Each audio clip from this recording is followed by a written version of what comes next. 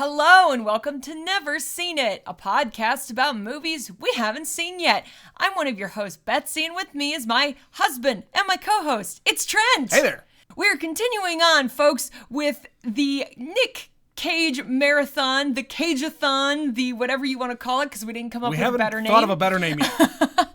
And we are into the 90s, so we are moving forward in the decades of experiences. Yes. The decade that Nick Cage really started to have a name for himself. Took off, Yeah. and he became Nick Cage. Yeah. And the movie we are watching today is Leaving Las Vegas. So this is from 1995. Not one that immediately jumps out to people. No. Because when we're talking about this movie, this is around the same time that all of those action movies also started coming out. Yes, you kind of forget that the early 90s Nicolas Cage movies and the late 90s Nicolas Cage movies, they're two very different camps. Yeah. And we've seen everything in the latter 90s with rare exception. Right. But there's a lot from this early 90s period that we have just missed. And it's kind of a shame that we haven't watched this one. You and I both have not seen this movie. Yep. Because this is the movie that he won an Oscar for. His only one. This is his only Oscar. It is one of two nominations. He did also get nominated for adaptation in the early 2000s. But other than those two, nothing. He has not been recognized by the Academy before Leaving Las Vegas and since adaptation. So we figured this would be a good one to choose for the 90s because, as we've mentioned a few times while we're doing this podcast, we have watched Face Off. We have watched The Rock. We have watched Con Air. We have watched City of Angels and, Gone in 60 Seconds. I haven't watched City of Angels. Okay, well, I've seen it many, many times. Yes. And we mentioned Snake Eyes. Snake Eyes, 8mm. And just so that people understand the context here, Leaving Las Vegas came out in 1995. Yes. Immediately following the release of Leaving Las Vegas in 95, Nick Cage followed up that movie with The Rock in 1996, Con Air, and Face Off in 1997. Yes, he did. And then City of Angels and Snake Eyes, which I love, 8mm, and it just keeps on going. There's so many packed into so few years because once he won the Oscar, he was in demand. Yeah. And the movies that he made that we've seen from that latter period are pretty much all insane.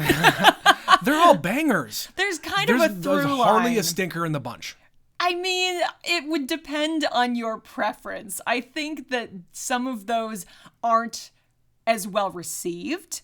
I think I didn't like 8mm that much, but arguably I haven't watched that one as many times as some of the other ones. And that's one I haven't seen. You haven't seen that one at all? Nope.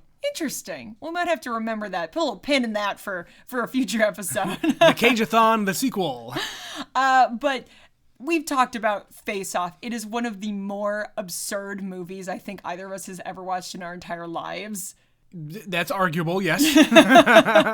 And it's where all of these Nick Cage tropes and the idea of the concept of Nick Cage. Right. And the reason for that is because John Travolta impersonates him doing his Nick Cage thing. Right. So it became this pop cultural touchstone for him to be this crazed actor, which is so weird to bring it back to the movie we are watching. Yes. Because this is a very different kind of movie. So Betsy, you're just about to ask me what I know about this movie. I was just about to ask you, Trent. I have no fucking idea. I know it's Nick Cage and Elisabeth Shue, but that's just because I saw it in the page about the movie, about when it came out. Yeah. You truly don't know anything about this movie. It's set in Las Vegas. Maybe. Maybe at one time it's set in Las Vegas and then he leaves and then it's not in Las Vegas. Excellent. Well done. End of podcast. Good night, folks. Betsy, do you know anything about this? So clearly I know at least a little bit more than you do. So if he won for Best Actor, you can assume this is a drama. Yeah.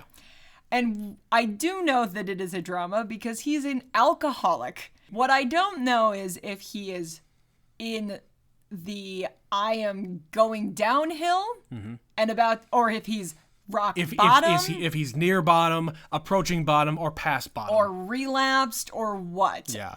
And I don't know what Las Vegas has to do with it, if the events of the film take place in Las Vegas. I also think it's funny that he's in a movie called Viva Las Vegas. Again, don't get these two confused. If you're looking for a fun family night, go with Viva Las Vegas. Don't go... Or no, Honeymoon in Vegas. That's what it's called, isn't it?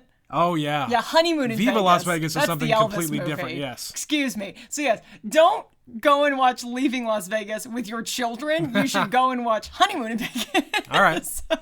Different kinds of movies.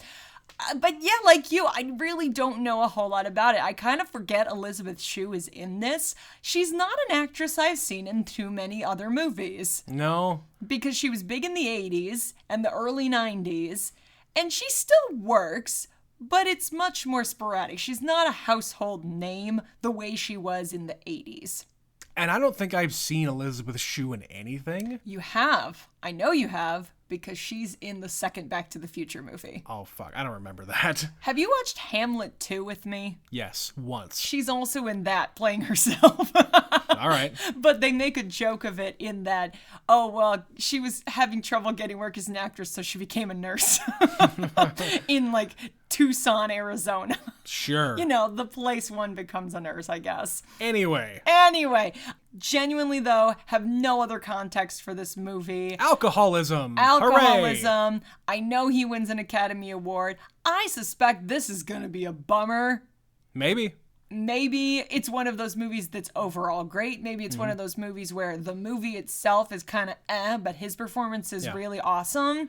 Yeah, and you know what? Apologies to those of you who are disappointed that we're not watching one of the crazy movies from the 90s. We've seen them all! We've seen them all, but we needed to find one, and this being a movie that he won an Oscar for, I need to see what that looks like. Yeah, we would be doing ourselves a disservice not to include this film at some point, so this is it. This is the time. We are going to go and watch Leaving Las Vegas, and we will be right back.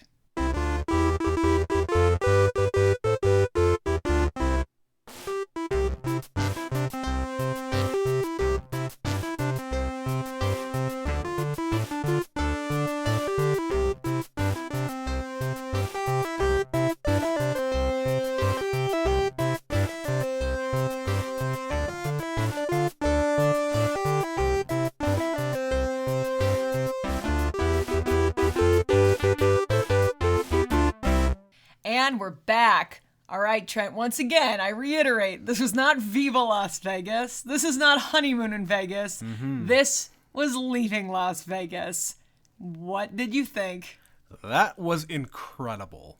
Like, good incredible, weird incredible. Like, that was great. Yeah? I love that movie. Interesting. Yeah. Of all the movies set in Vegas, this is one of them. I'm going to have to sit with this one for a while. Like, I'm not by any means in love with this movie. For me, maybe it's a couple of factors. One, every 35 seconds, there's somebody I recognize who became much more famous. So I found it very distracting. The tone is very strange, like it's weirdly comedic at some times, but then there's like weird lounge singing Sting the rest of it. So it's just this weird ebb and flow. And yeah, it's just a lot to process. So I don't know how I feel about this one immediately. All right, we might have to talk this out. I might have to convince you. So let's talk about this. So what has stuck out the most to you? What is your immediate list? I take this as it's not a matter of moments, because I think you have to take it all as one. Okay. So I take this movie as two very tragic characters who find each other in a moment of desperation in their lives. And there's been a lot of movies like this, and they all have varying degrees of I buy it or I don't. And I get this. Like this, I buy it. I'm buying what they're selling. Yeah, and I found out that halfway through the movie that I thought, oh, Jesus Christ, Elisabeth Shue is amazing. She also got nominated for an Academy Award. Yeah, she got nominated, but she didn't win. No. I don't know who she lost against, but good God, woman. Wow. For somebody who I think gets a rap as she's the 80s girl who did like, Adventures in Babysitting and Back to the Future, as I mentioned. Yeah. Where she's this like squeaky clean, I'm just so fun and blonde and everything is great. For her to be playing a down and out prostitute who gets beat up by her boyfriend and / pimp. Yeah. And she just kind of accepts this dude is going to drink himself to death. Yeah. And she's okay with it. It's got this very, very somber tone from beginning to end. Yes. We start, the first 15 minutes of the movie is spent setting up Nicolas Cage's character as a drunk. How bad he is. How bad he is, like how far gone he is. He is kind of introduced as a Hollywood screenwriter. He lives in LA. Yep. And he works for some studio. Or he worked for a studio, but he's been fired at least once, and then we see him get fired again. Sure. He is in the industry, at least. Yes. And he is a known drunk because everybody who knows him, strangers and friends alike, are telling him, maybe you need to not drink so much. Yeah. Like when random people in a bar are telling you this, it's bad. Yeah. So we also get the juxtaposition of Elisabeth Shue's character, Sarah. And the whole movie it's cut very differently than a lot of other movies. Oh, the editing is very unique in this. Yeah, it is like interspliced with her talking with presumably a therapist. Yeah, it's one-sided conversation. Yeah, it's in the future. We don't know this really when it starts happening. It's sort of in the present and in the future. It's like she goes back for multiple sessions. Right. So it's like while it's happening, while they're a thing early on, and after it's over. Whatever it's over means, he probably dies. Yeah, I think he real dead. Yeah. So again, I go back to this whole somber tone thing where you have I keep on saying these are two tragic characters, and I think, I don't know, it just really spoke to me. And again, I don't have any kind of issues like this where, I've had any kind of addiction problems or anything like that, but seeing Nick Cage do this, I was convinced that this guy is a down and out drunk. He does not care about himself. He doesn't really care about anybody else either. Right. And he's doing his Nick Cage thing where he is kooky and bizarre, but then there are moments where he kind of stops the levity and just is a broken human being where like he tells her, you can't ever ask me to stop drinking, and he confesses he loves her, and I'm not trying to like tie myself to your life, but here we are, here it is. And he's just got like a tear rolling down his face. A single tear, like he knows what he is. Yeah. He knows what he looks like, and he says, I accept your judgment. Mm-hmm. Like, I know what I am, and I'm going to be very honest about myself. Are you honest about what you are? Yeah, and he just on a dime turns from I have the shakes to I'm on top of the world to I'm going to sell my watch because I need more money to drink myself to death. Yeah. And I'm having a great day. I'm having a lousy day. I'm going to flip a fucking table in the casino. Why? I don't know. The demons come out. Right, and it's like you said, it is this demon that is possessing him, and I was completely sold. Okay. I was completely sold with his performance. I don't get a lot of the, it's Nick Cage being Nick Cage. I didn't get that at all. It's just his style, the way he is. It is his style from the 90s. Now, he interpreted that into this drunk guy. That's what I mean. Yeah. He's doing that, but through this character. Yes. Versus, I'm just gonna be weird for the sake of being weird. Yeah, and there's none of that in this. No, there's weird moments of levity, but it's also like, do I want to laugh at this, or am I supposed to cry at this? But you just get that whole thing out of your mind right away when the next tragic thing happens to him. 12 seconds later. Right. Yeah, everything turns on a dime in this movie. Yeah. And he has good days and bad days and really, really bad days. And he says it himself when he's over at her house for the first time. You haven't seen me bad.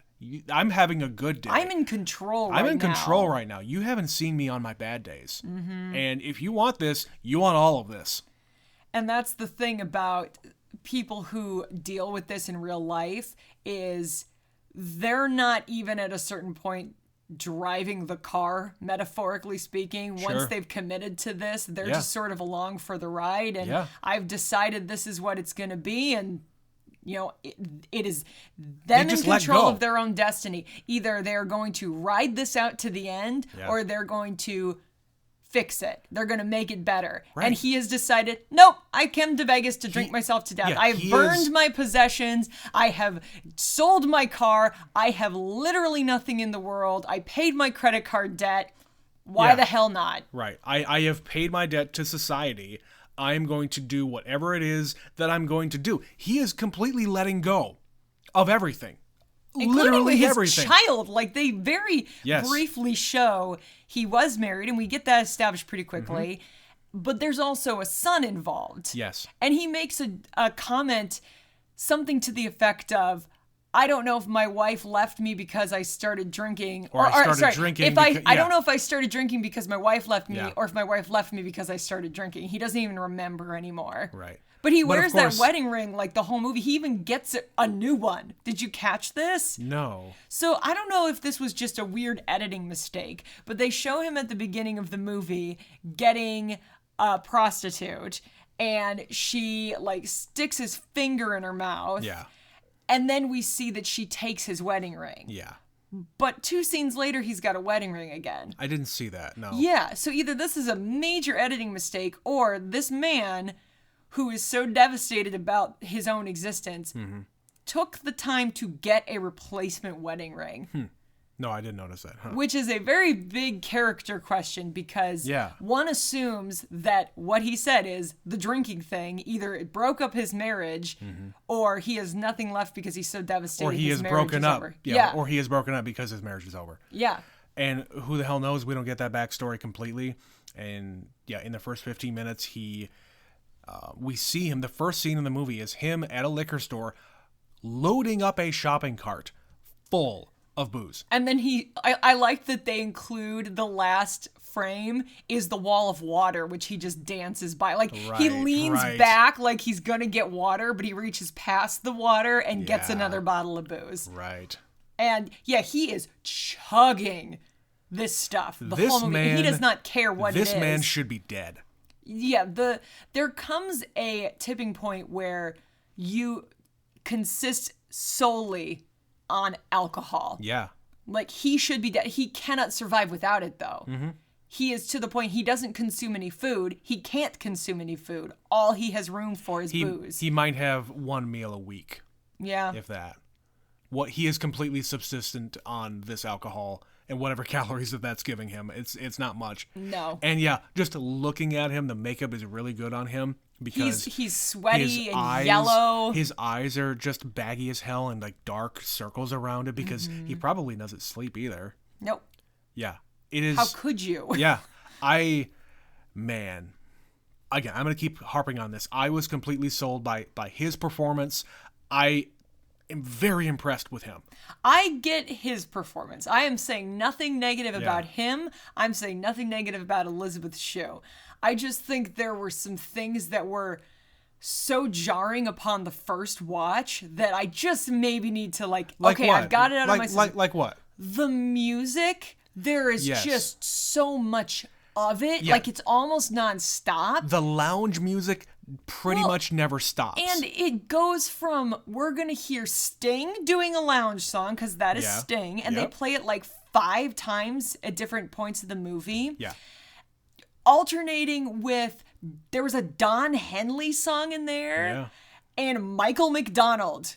And Michael McDonald's is like, hey, this is kind of a happy song. And I'm like, what is this tone? I don't know what I'm supposed to be feeling. Like, either make me feel devastated the whole fucking movie and rip my heart out, or take that humorous stuff out of it. Like, I don't know. It was just weird. And it kept coming back. It was like recycling the same tones. And I know there's like themes and stuff, but usually a theme is just music and not lyrics. If I were to take anything out of that, it would be, this is Vegas. Vegas is programming your psyche in order to feel good. And the music, the oxygen that they pump into those fucking casinos, the fact that there is no clocks anywhere, all of that cliche stuff about Vegas is meant to keep you happy and gambling and drinking and doing whatever it is that they want you to do. And I think the music in that helps convince your subconscious that you're having a good time. That's how I interpret that. Okay. I guess. I agree with you. I agree with you that the lounge music being a constant thing, even during dialogue, was a problem. I was okay with it at the beginning. I'm okay with it at the end. If they wanted to play the music without the words, I maybe would feel differently. Yeah. But having Sting go, the thought of you, zooby-dooby-doo. Right, and it's being played during dialogue, it's too much. It's mixed all weird. Like, we watched this on a big TV and surround sound in our basement, and I had to turn it up like almost all the way to get some of the dialogue to come through. I almost turned on subtitles because I could not understand what was happening. It doesn't help that, he's real drunk and mumbly half the time. Yeah. But it was just ebbing and flowing with the volume, and it was very distracting. I wanted that to be better. Yeah. So I fully agree with you. The tone of the music happening during dialogue and like kind of cutting the dramatic moments and the sad moments of the movie, I thought it's a bad choice of the editor and the director. Okay. Other thoughts that I had about this one, and again, maybe it's just because this movie is almost 30 years old and it just feels corny, or I didn't like the actor that was in it. So there was the whole thing with her pimp. Yeah. He's this, what was he, Latvian or something? I don't know. Some weird I don't know, Eastern European country. Romanian, I guess. Something like that. Yuri. That guy, Yuri is a British actor, and his accent was terrible.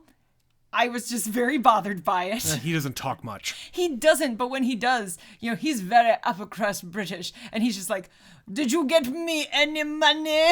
Like, I didn't like it. I didn't like his performance. It was unresolved. Like, it bothered you too. So this guy has apparently, they give you enough to kind of piece it together. He was in Los Angeles. Yeah. He followed her to Vegas. She worked for him. So he was her pimp, but they're also kind of together, and he has a history of beating her and cutting her, but never her face. But he's also paranoid, and he's rightfully paranoid because some guys are following him across the desert. He is a walking, talking cliche. Yeah, he's an underdeveloped character who's there for reasons. And then he's like taken out of the picture. We assume he gets murdered. Yeah, we assume that he is murdered brutally after she walks out. And she just sort of accepts it and decides we're going to move in together. Yeah. Like me and this drunk guy. Right. And of course, the movie is about these two characters' perspectives. It doesn't matter what happens to him. He's out of the picture. So she's moving on to be codependent with somebody else. Yeah. And the other element, and I felt this way earlier in the movie. By the end of the movie, I think I felt it less. Yeah. But I was like, is this one of those hooker with a heart of gold kind of movies? Because just at the beginning, it feels weird at the beginning. It develops, it got better, and then I didn't feel that much at the end. Yeah. And again, maybe that's because it was in the 90s. Maybe it's because I'm just not used to seeing Elisabeth Shue in this kind of role. Maybe it's because I've seen 20 other movies that have done this since then. Okay. And because I saw them before I saw this one, this is the one that bothers me. It could be. Again, I haven't seen a lot of those kinds of movies. I did not get that vibe at all. I think her character is more, she's dealing with her own internal demons. Absolutely. And she's looking for someone to take care of and have an excuse for her to keep on going herself. Mm-hmm. And, that life is very, very tough. I don't judge anybody who does it. No, get that money. Whatever. It is a dangerous profession. Yeah, it's very dangerous, and they show that in this movie too. She gets some frat bros who fuck her up. Yeah. And she just goes, "I'm okay." Like I comes with the territory. I had a bad night. There was a problem, Right. but it's okay. I'm okay. Yeah. Yeah. And again, I don't know how to put this into words. I just think the performances and the overall story with her just hit me on a deeper level than I think it did with you. Mm-hmm. And I think there's a lot of unspoken stuff. I think the acting, the nonverbal acting here was very good. There's a lot of it. Yeah. And they're great together. Like, they have really good chemistry. They absolutely do. And them together just fits. I don't know why, but it's these, I keep saying it, it's these two tragic characters meeting up and having this life, whatever that life happens to be. And it's a doomed life, and She knows that he is just completely fucked up, but you know what? She doesn't understand why. She says it. She doesn't understand why. But she also doesn't try to understand it for the most part. She just goes with it. This is the next guy that I have a connection with, so I'm going to stick around. Yep. And she commits to this relationship, and she commits to it. And, like I said, he asks her, he says, "You can never ask me to quit drinking." And the closest she gets to that is she says, "I want you to see a doctor." Just to see a doctor, yeah. And he says, "I'm not going to see a doctor. I'm not going to do that." And he shuts down. And he puts up the wall. Shuts down. Mm-hmm. Maybe I need to go and move back into a hotel. Yep. Well, I thought we understood each other, and maybe we don't. Right. Yeah. But she, backs off, but then he fucks it all up, and he goes out and he picks up Mariska Hargitay, which is really confusing to me. Like, why are you here, Mariska Hargitay? But yeah, it's a lot of like repressed emotions. It is a lot of just saying things without saying it. Mm-hmm. Especially that dinner scene where they're having the rice. Holy shit. Was that impressive. Just her, like, just eating, having the chopsticks in her hands. Trying not to look at him. Trying not to just fucking scream at him. Mm-hmm. Because she knows if she does, she's going to lose him forever. It's a lot of restraint. Yes. She is demonstrating so much restraint the whole time. And the one thing that she says is, "You can do this one thing for me. Mm-hmm. Do one thing for me. I have given you gallons of generosity." Yeah. I like that she used gallons. Yes. That was her measurement. Yeah. When referencing it to an alcoholic, it's a measurement he'll understand. It's true. It's true. Yeah. What other things stood out to you about this movie? I had the thought while we were watching, I like how honest the two are with each other. They don't lie to each other. Yeah, like when they go out for spaghetti. Yeah. How you take out your hooker for spaghetti. Obviously. She just comes out and asks him, "Why are you a drunk?" And he jumps into, "Wow, okay, I thought this is either going to be our first or our last date if you want to ask me a question like that." Right. But he doesn't even really answer it, does he? No. He just kind of fumbles around it and then knocks a drink off the table. Knocks a drink off the table, yep. And they move on. Yeah, we don't get any explanation. He just is. Yeah. He is a drunk, he will be a drunk, and he dies a drunk. And that is his character. And you get all the stuff around that. Yeah. And, there are some really very intimate scenes of, like, there was one moment where he's on the couch and there's a lot of this in this movie. He starts convulsing. Yeah, he's in such withdrawal and his body is shutting down. His body is shutting down, and, like, he gets up from the couch and goes into her bedroom. They're not sleeping together. No. They're not having sex. It's nothing like that. No, he's on the couch. She's got her bed. Yeah. But he goes and has a drink and then gets into her bed. He gets up and goes into her bed, and we have this intimate scene between these two where he can't be like there's a couple of moments where they depict him not even being able to touch her. And I don't know why that is. What do you mean? Like when? Like physically touch her. Like there was when he first picks her up and they go back to his motel room, he can't really touch her. Like he's kind of weird. One finger is on her. Like he can't bring himself to fully embrace her. Okay, I get that. Yeah. Yeah. And it's the same thing. She embraces him in bed. He's facing away from her.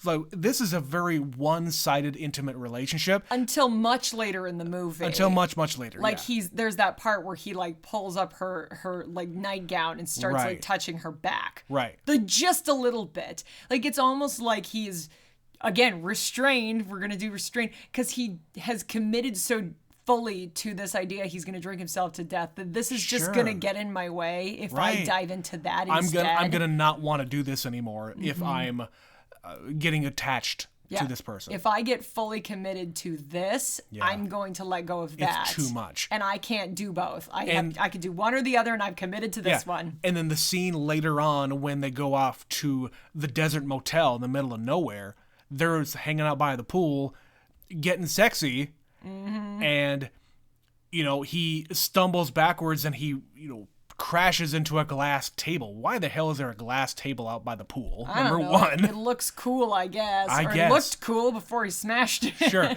And like he gets up and he's all goofy.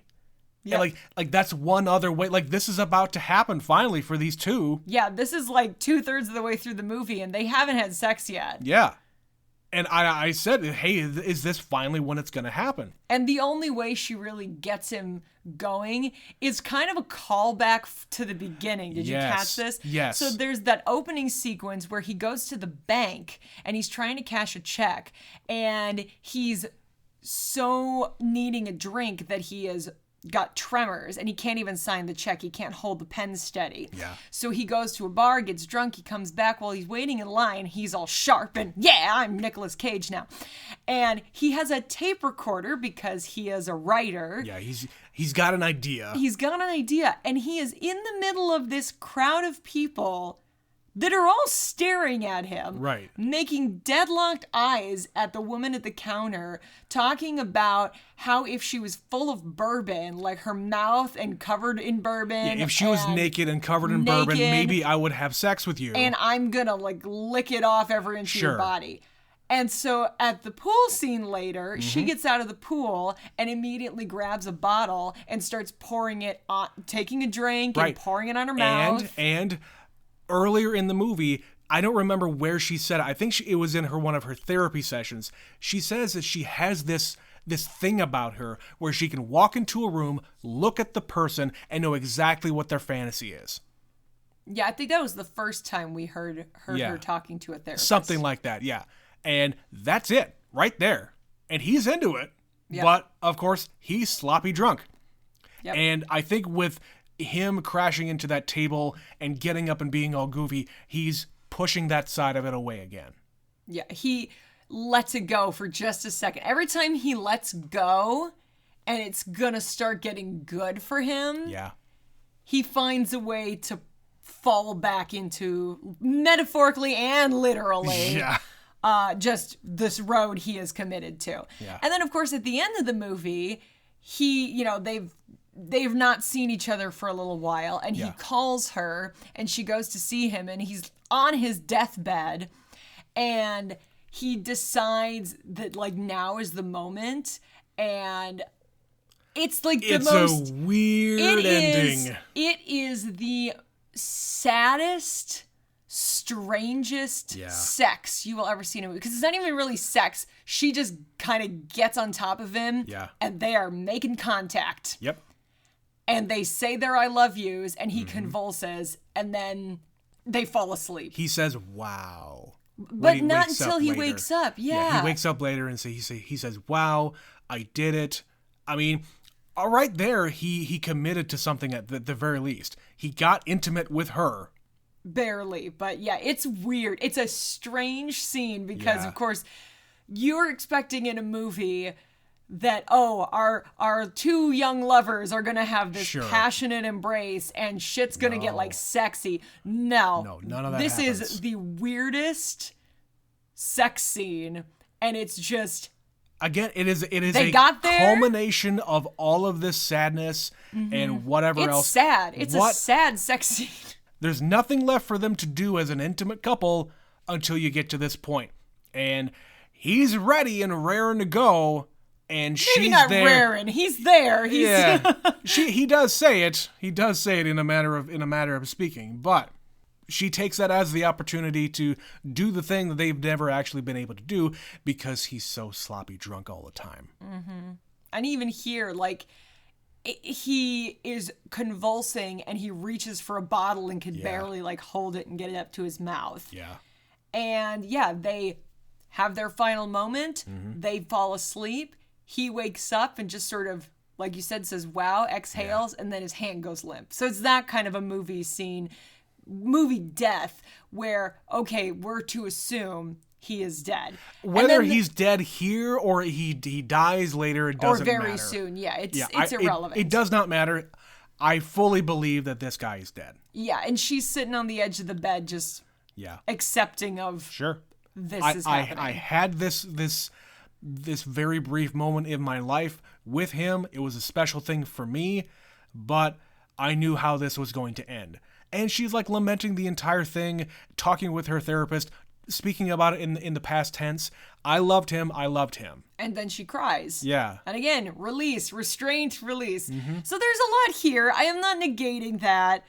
I think this is one I'm not going to immediately rush into watching again. Of course not. But I think all of these parts together, I just need to sit with it. I need to absorb. Right. And I think it's all of the surrounding things that kind of, I think at the whole, the real story here are these two characters. Everything else is kind of extraneous and just needed to be tightened up. And, okay, I'm going to get into it because this is the stuff that really bothered me. And I said it at the beginning here. There's a ton of random people. Okay, that was the next thing I was going to get into. I want to talk about this. Yeah. And some of them, I will give you a pass because my guess is this is before they were famous. So you can be here. I'm not going to be upset about it. Yeah. But there are some people who absolutely were famous, quantifiably, by the time this movie got made. And for them to be here is pure distraction. So we started the movie with this scene in a hotel room, the first time we were introduced to her character, Sarah. And fucking French Stewart is there. Dude from Third Rock from the Sun, the squinty-eyed dude. And if you're doing your math, that was already on TV when this movie came out. Yeah. So that's distracting. He is I don't care that he had like no lines or one line. He had no lines. Why? He was just there He was for a there good to time. be fucking distracting, okay? Then a little bit later, we're at a bar, and Danny Houston. I'll give him this one because I don't think he was famous. If you don't know who Danny Houston is, you actually probably do. You absolutely do. I don't know his name. I just know him from a lot of different stuff. Stuff you would know him from. He's in the Wolverine Origins movie. He's the young Colonel Stryker. Yes, so he's in that. We were just watching Children of Men. He's in this movie. Yeah.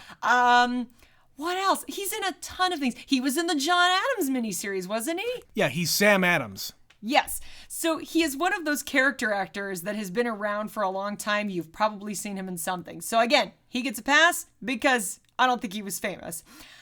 But then we get to her apartment. We go to Sarah's apartment and we meet her landlady. Oh, yeah. And her landlady is Laurie Metcalf. Again, 1995, Roseanne was firmly on the air for several years. She was Roseanne's sister in that show. That is distracting to be distracting. And I hated it. Why? These are just actors. Why is this a distraction? Because for me, it was a distraction. For you. You got to take yourself out of this one. But again, in 1995, like, I couldn't sit through. Okay, People are allowed to. Let me have this. Let me say this. If you are best known as being the aunt from Roseanne in 1995 at the peak of this show's popularity, and then you show up in a movie that gets nominated for Academy Awards in an insignificant role, let's say, it was weird. It would be weird. And I get it that actors are allowed to take different roles, and this was probably a really great opportunity for her. It was just how many weird, movies was she though. making at all? That's what I'm saying. None so movies. It would be distracting even in 1995. That's my point. I think it's distracting for only a person like you. Well, it bothers me. Who actually I cares said about this. these actors. I know who all these people are. Yes. The bartender at the other place. He goes to another bar later in the movie. Where the girl and the biker dude are having a fight. He gets into a fight, yes. And I go, is that Julian Lennon? And by that I mean son of John Lennon, who is also a singer and had already had a hit record by this time. Distracting. Him of all people. Like, again, if you know who he is. If you know who he is. And in 1995, who the fuck knew who he was? Who could recognize him? He looks exactly like his father. Anybody who is a Beatles fan could recognize Julian Lennon. All right, fine. Whatever. But yeah, there's just a whole bunch of these. And again, I grant you, it's a problem. It's a me problem. It's a me problem because I know everybody's face. And like I said, Mariska Hargitay. No, she wasn't famous yet either. She gets a pass. I had to look her up because she's so fucking young, I barely recognized her. And I don't know who the hell that is. She's on Law & Order SVU and has been for 20 fucking years. It's a big deal to the people who love that TV show. So I will give you, I know all these people. I am the person, I am the geek in the room who knows everybody's fucking name. Betsy is the film historian. But it bothers me when there's so many in the same movie. I would rather it just be full of, like, side actors. Like, the last guy I recognized was driving the cab near the end of the movie after she gets attacked by the guys. I recognized him, too. He's been in a lot of stuff. He's been in tons of stuff. We just watched part of Terminator 2. He is his foster dad. Yep. He was on The Walking Dead. He's in Independence Day. He's in so many of these movies, okay? Yeah. Not a weird thing. He's a character actor. I expect people like him to be in it.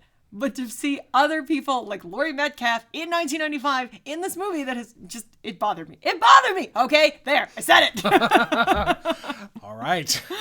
Now I've got it out of my system. As I said, if I know that going in, it's different later. Like, if I were to watch this movie, it probably wouldn't bother me as much because I would know that. But every time I saw another person I recognized, it took me completely out of this movie. That's on you. It is. That is completely on you. I can't help it. Yeah. I can't help it. It's just how I'm wired. Fair enough. I just don't want you to hold that against the movie itself. No, but it completely did take me out of it. And that might also be why I have other issues being as into this movie as you did, because I was taken out of it and then I had to get back into it every time. So, yeah, I recognize Laurie Metcalf. Yeah, I recognized a few other people, but I was able to get back into it. It did not bother me in the least bit. Again, actors are allowed to do other things, other media, and stretch their acting muscles. And because you know them from one thing doesn't mean that they're completely disqualified from doing anything else. And I'm not saying you're saying that, but if I was watching this in 1995, and I am my age as I am now, you should not have been watching this in 1995. No. So that all being said, I don't think I would have had a big a problem as you have now. I think I would say, oh, hey, it's Laurie Metcalf. She's trying to do the movie acting thing. Good on her. All right, let me give you another example that's more modern day and tell me if it bothers you or not. In the movie John Wick, who is the man that shows up? Oh, that's right. It's Mayhem from the insurance commercials. Is that or is that not incredibly distracting for you? No, because he's an actor. Like, the gal from the AT&T commercials is in a movie that was recommended to us recently. It's a fucking, like, zombie monster movie. Which one?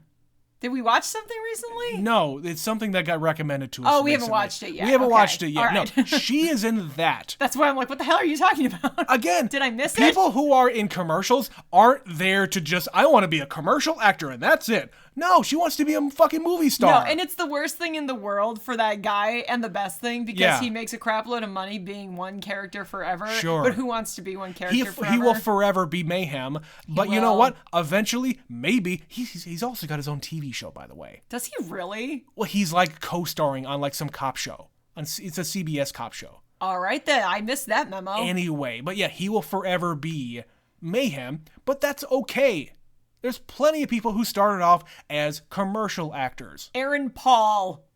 Yeah. He was in like 20 commercials that I remember when I was a kid. Paul Rudd in the 90s did a Super Nintendo commercial. It's great. You should look that up. And he looks identical to what he looks like now. He had longer hair, but that's him. That's about it, and a leather jacket. Look up Paul Rudd Nintendo Paul commercial. Rudd, Super Nintendo. He looks the fucking same. I know, it's really a stupid thing to get hung up on, and it's not their fault, and it shouldn't bother me, but there, I've said it. It bothers me, okay? All right, anyway, to go back to other topics, were there any other things from this movie that you wanted to bring up that you really liked, really disliked? Any other thoughts in general? We haven't really talked about how this movie looks and how it's presented. Okay. So we've got him being drunk, and we talked about the fact that, okay, the audio issues were what they were, but they also played with that a little bit. Early on in the movie, there were moments where I think I can't remember exactly what it was, but maybe he was driving and like the music was playing and playing and playing, but then it just cut out.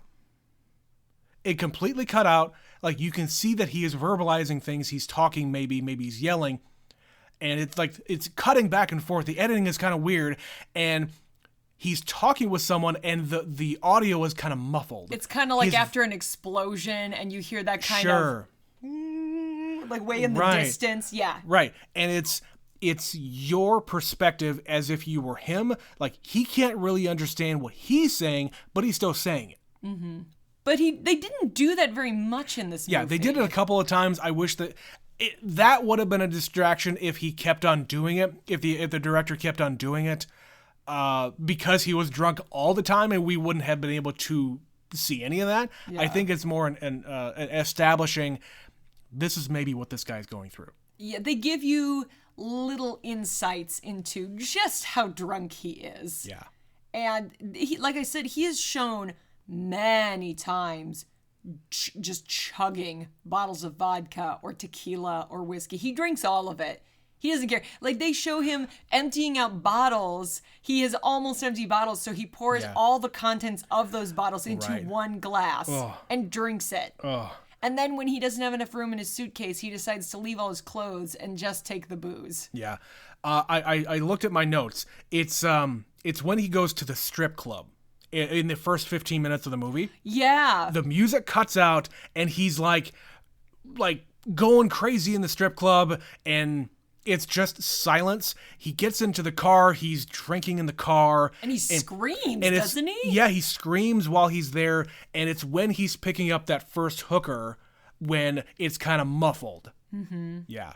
Yeah, he's very cloudy at this point. Right. And he wakes up and he has a little more clarity about what happened, but in the moment he is real fucked up. Yeah, and he gets up, he goes to work the next day. He sure does, Trent. And he's supposedly on the phone.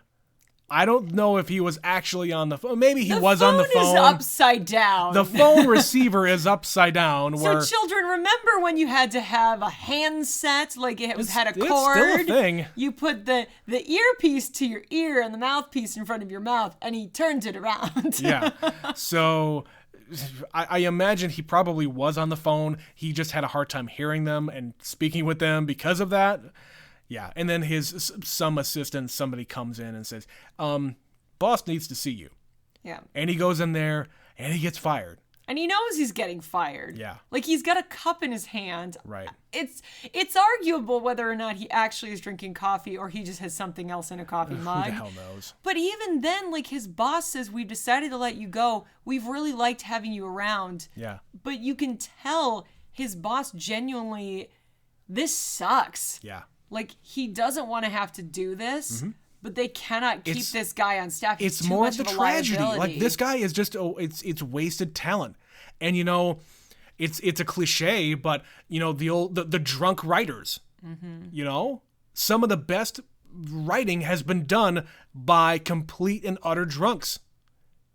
Yeah. So maybe that's part of it as well. It's just this tragic the tortured story. artist, the as tortured, you were. the tortured artist. Yeah, exactly. But we've taken the art out of it. All he is left is tortured. Yeah. Like, we cannot afford to keep you on staff. We just can't do it. And we give you, here's a check. And he even says this is very generous. Yep. Because they like him. Right. But they also, and the other guy we didn't mention was Richard Lewis is at the beginning of the movie. Yeah. And he hits him up for money. And he's like, Scout Center, I'm going to give you money back tomorrow. And he's like, I don't want it. Just I don't get some need it. Fucking help. You're never going to see me again. I'm going to give you what This I've is got. the last Here you time. go. This is the last time. Stop coming to me anymore. Yeah. And he's in the biz. I mean, this is a Hollywood kind of a thing. So they've got money. But yeah, it was a weird thing. Every waitress, every random woman, every bartender, every person he works with, everyone he comes into contact with in that first 15 minutes can see how he is.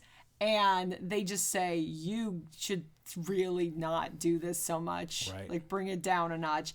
And then he goes to Vegas and he meets this woman who just goes, oh, you're going to drink yourself to death? All right. Okay. I'm along for that ride. Yeah. Yeah. Very, very different environments. So I get it. They're doing a lot of things that are actually interesting. I would have to watch this again. I just don't immediately love it the way I think you loved it. I think it is more impressive to me as an acting piece than as a movie altogether. The acting is better than the whole movie. Yes. Okay. Which is why, I mean, those two got nominated. It did get nominated for director as well. And screenplay. Yeah. Yeah. And as long as we're talking about the topic here before we move on, I want to make a recommendation for another movie that is a similar kind of a thing, but more of a comedic thing. Go and look up the movie Everything Must Go. Yeah. It's a Will Ferrell movie. It is about a guy who is in a very similar situation. He is an alcoholic. His wife kicks him out. He loses his job. And he comes home to find out his home has been completely emptied of his stuff, and his stuff is on the front lawn. He can't get into his house. His wife is gone. His wife has left him, left a note for him, left all of his stuff out onto the lawn, and this is where the story really begins. Yep, I've changed the locks. Yeah. All your stuff is out there. Deal with it. Yeah. Everything Must Go. Great movie. Yeah, it's worth your time, and it's one of those where you don't really expect it from Will Ferrell, which is why it's really good. Yeah, that and Stranger Than Fiction Absolutely. is another really good, like, kind of a dramedy. Like, if movie you from guys Will have Ferrell. really only explored the Will Ferrell of Step Brothers, Old School, and Anchorman, he is much better than what those movies offer. Absolutely. So check those out. Well, I think those are going to be all our thoughts on this one. So why don't we read an email? Trent, what have we got today? We have got an email from Stephanie about the first Nick Cage movie we covered, Raising Arizona. All right, let's hear it. From Stephanie. You know my favorite Nicolas Cage movie is Con Air. Though I do enjoy Face Off, I haven't seen The Rock. What? Wait, I'm sorry. Our super fan hasn't seen The Rock? Stephanie, my dear, dear friend, please. Rectify the situation. Please stop listening right now. Go get it. Go watch it. And Betsy, that goes for all of you. There's only people. a few minutes left in the show. I just really need to emphasize how important this is to the listeners. If you also, like Stephanie, have never seen The Rock, just stop listening. Go see The Rock. Go have a good time. I also saw City of Angels in the theater, which was a weird movie for an 11-year-old to watch. I also saw it in the theater when I was 13. Since you have not seen it, I will not elaborate further. But yes, that would be a weird movie for an 11-year-old. Aren't they dead? He's dead. Somebody's dead. You don't have to say anything. Nailed it. All right, back to the email. I'd only seen this one once too, so I rewatched it yesterday. I liked it. Holly Hunter is amazing. I love John Goodman. Agreed on both ends. I will say, if my daughter is giggling or moving around, I will not go in there. I'll just hope that she'll go back to sleep. Good plan, Mom. However, if I hear loud noises or crying, that is my cue to investigate. Granted, my house is much smaller, and I have a camera monitor, so if I had a giant house in the 80s, maybe I would be more lax. Okay. Yeah, a lot of steps to climb. As I said in the episode, I think, in defense of the parents, I don't have kids. I don't know the rules. Well, even so, while we were watching that movie, like, baby monitors were a thing. Like, the audio audio monitors were absolutely a thing. Yeah. I should think so. Are they, for the rich people, they were. Well, even still. I don't know if my parents had one. Of course, my house was a lot smaller. Ours was also small. We had a 2-bedroom house. 2 rooms were next to each other, and we had 6 kids in 1 bedroom. Oh, boy. And that's when we got a new house. Back to the email. I make a damn good apple cinnamon bunt cake. I love bunt cake. I love offering. I love anything apple cinnamon flavored. That's one of my favorites. We're coming to see you, Stephanie. Make that cake. Make that damn cake. Even in my own home, I would not chase after a robber unless they took my kid. That would be a good reason to chase them and no other reason. There you go. The paint bomb is so funny. I also love the dream sequence at the end. Yeah, the paint bomb made me laugh so much. Because they're screaming, and then it escalates very quickly. Oh, the screaming. I was reminded of that. John Goodman screaming is the best. And then, yeah, the dream sequence of them covered in paint going back to prison. Because it's just a better choice. They climbed out, yeah. Yep. The past week, I watched Persuasion, and I loved it. I don't know what that is. It's a new Netflix movie, I'm assuming is the version she's talking about. It's a Jane Austen novel. Ah, okay. I also watched Den of Thieves, which I thought I had seen before, but definitely had not. It was a great heist movie. Okay. I've never heard of that one, Den of Thieves. I've probably heard of it, but I would need to look it up to remember what it is. It's a little non-descriptive for what it is, but whatever. Plus, of course, it is now Harry Potter week. Of course. We covered that a couple episodes ago. You have your good time with your Harry's Potter. That's all I'll say. Love you guys as always. From Superfan Stephanie. Thank you, Stephanie. Thank you, Stephanie. And we do want to hear from all of you if you have some thoughts on Raising Arizona or this movie, Leaving Las Vegas, or the Western series we're doing, or if you just want to send us a note and ask us a question. We love getting just random thought experiments, Give if you will. us a topic of conversation. That's sometimes the most fun for us because we can just sit here and look at each other and talk. Absolutely. We like to talk. That's why we have 150 episodes or whatever of this Not quite. podcast. Not quite. We're getting there. We We're haven't very made close. So yes, please email us, neverseenitpod@gmail.com. You can follow us on Twitter, neverseenit_pod. You can also find us on Facebook and Instagram, neverseenitpod1. That's the number 1. And then you can just do all the things that people do. You can like us on those pages. You can follow us. You can rate us. You can click the link in the podcast description on Anchor, and you can donate to our worthy cause.